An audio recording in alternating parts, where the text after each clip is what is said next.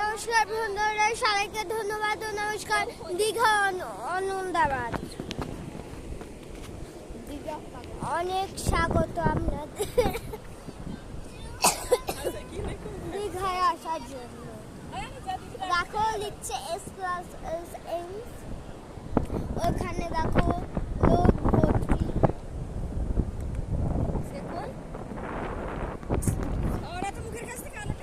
দেখো বন্ধুরা, হাই করে পাঠাচ্ছি।